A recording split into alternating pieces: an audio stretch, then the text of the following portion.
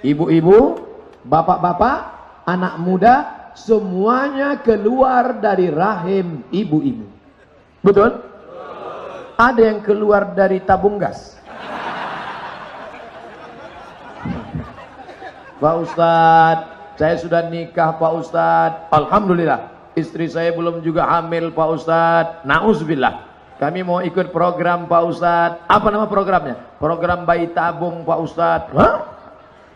Disangkanya keluar anak itu dari tabung. Bukan.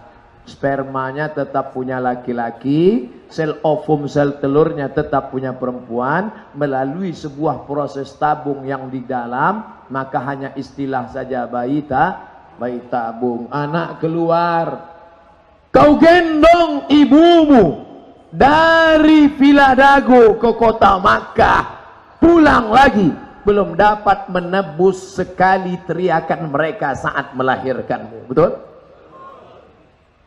Kau punya uang, kau belikan mereka mobil mahal, tak dapat menebus berapa kali mereka diusir saat acara megah mewah akad nikah. Aku terima nikahnya dengan mahar seperangkat salat dan kitab suci Al-Quran. Berapa kali mereka tidak jadi sholat duha gara-gara kau kencing di kainnya. Berapa kali mereka tidak jadi tahajud malam gara-gara engkau merengek dari isya sampai subuh. Berapa kali mereka tidak makan enak di bulan suci Ramadan gara-gara engkau menangis, meratap, merengek. Hari ini di hari tuanya, bahagiakan dia. Kalau ada pakaian yang paling mahal, belikan. Ada makanan yang paling enak, berikan. Ada uang lebih, bawa dia jalan-jalan, bawa haji dan umrah. Maka kalau kau muliakan ibumu, jadikan mereka seperti raja, rezekimu akan seperti rezeki raja-raja. Bukan hadis Nabi, saya dapat di grup WA. Nah, nanti Ustaz nih ngomong hadis nih, enggak. Adapun yang hadis Nabi, ya Rasulullah, ya man ahaqqun nas bi husni suhbati, siapa orang yang paling layak mendapatkan baktiku ya Rasulullah, aku ingin berbakti ya Rasulullah. Siapa yang paling layak mendapatkan baktiku ya Rasulullah? Ummuka. Tsumma man? Siapa lagi? Ummuka. Tsumma man? Siapa lagi? Ummuka. Tsumma man? Siapa lagi? Abuka. Ibu dapat 3 kali, bapak cuma dapat sekali. Kenapa ibu 3 kali? Kenapa bapak sekali? Karena ibu mengandung, menyusukan, melahirkan. Sedangkan bapak cuma datang sekali-sekali jadi. Maka ibu luar biasa. An-nisa, perempuan, imadul bilad, tiang. Kenapa tenda bisa kokoh berdiri? Karena ada tiang. Tiang negeri ini adalah perempuan. Betul? Maka kalau ingin memuliakan Indonesia, ingin Indonesia ke depan baik, anak-anak perempuan harus dididik dengan pendidikan yang baik. Penghafal Quran, pakai jilbab panjang, menghormati orang tua, menjauhkan diri dari pergaulan bebas, menghormati keluarga. Maka akan lahirlah anak-anak yang cinta Rasulullah sallallahu alaihi wasallam. Berapa banyak suami gayanya metal, jaket kulit, celana jeans, topi pet, tidak kenal Islam, tapi karena istrinya solehah maka berubah menjadi pencinta masjid. Saya ketemu, nyata, true story.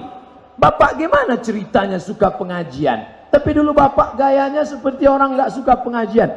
Istri saya ngaji Pak Ustadz, terus dia telepon, Mas jemput aku ya. Aku nggak mau. Nanti kalau aku dilarikan supir Grab, mohon maaf Grab. Nanti kalau aku dilahirkan supir taksi, mohon maaf supir taksi. Kalau aku dilarikan ojek, mohon maaf ojek. Gimana? Oh iya, aku jemput.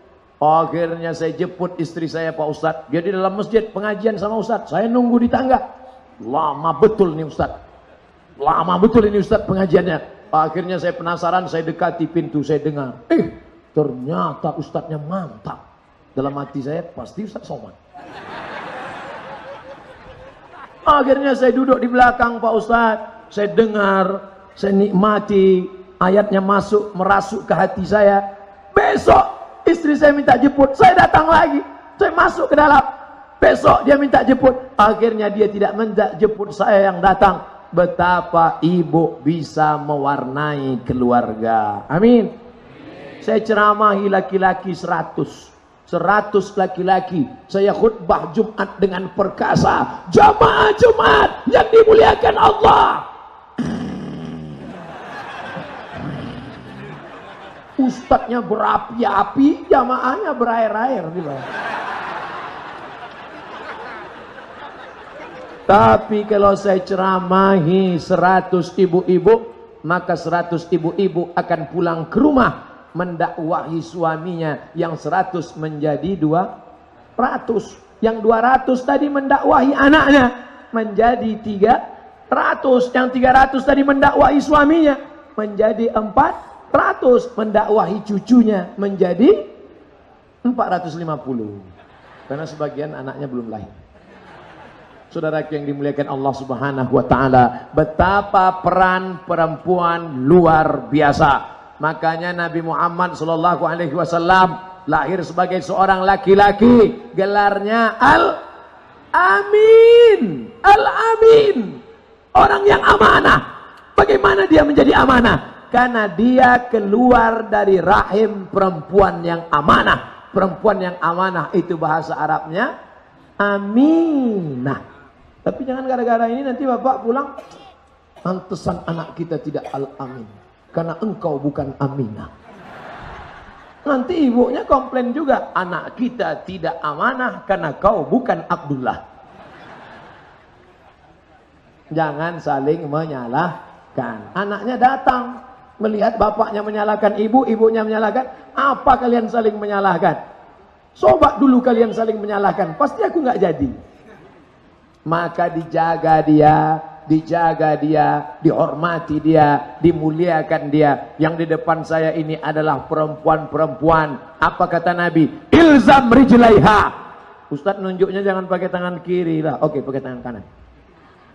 Ilzam rijlaiha.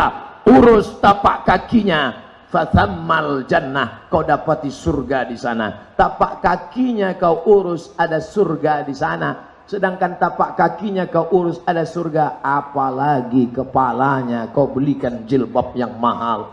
Apalagi kipas anginnya kau belikan kipas sebesar ini pakai air.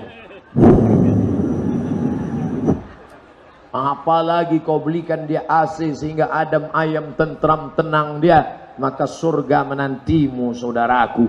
Muliakan ibumu, muliakan ibumu, muliakan ibumu. Sudah kusampaikan semua. Kalau ada di antara jamaah tidak juga memuliakan, na'udzubillah. Di sini tadi silaturahim. Di sini tadi tanggung jawab laki-laki. Di sini tadi kemuliaan anak muda. Happy endingnya ibumu kunci kebahagiaan dunia dan akhirat. Kira-kira ceramah saya jelas apa enggak jelas?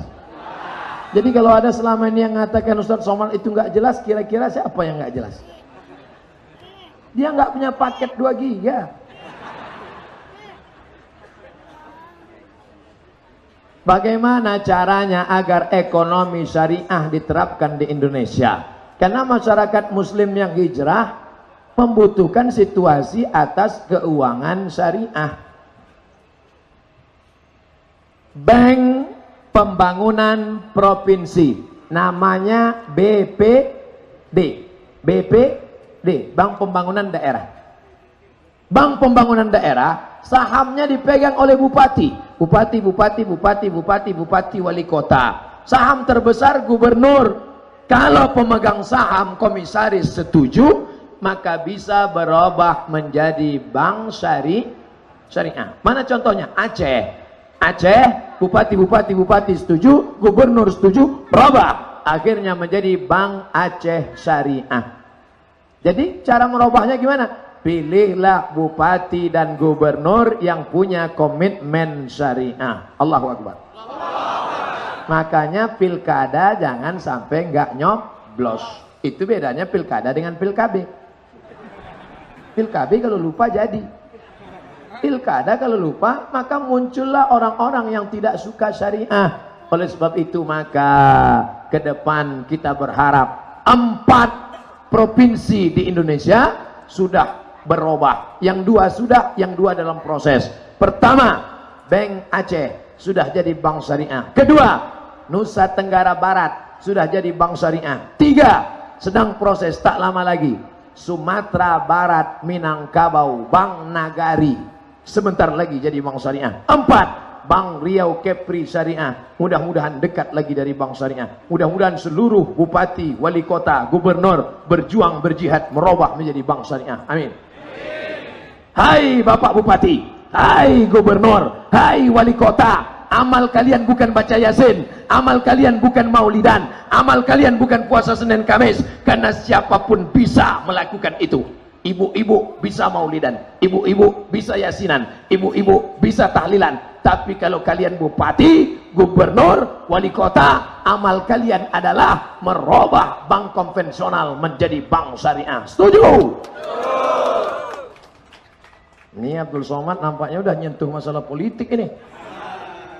Abdul Somad tidak pernah bicara politik. Abdul Somad bukan jurkam. Abdul Somad bukan orang partai.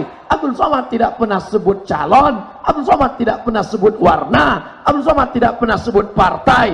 Untuk apa? Saya kalau ngomong-ngomong partai untuk apa? Memangnya saya mencaleg? Untuk apa saya jadi caleg? Wapres saja saya tak mau.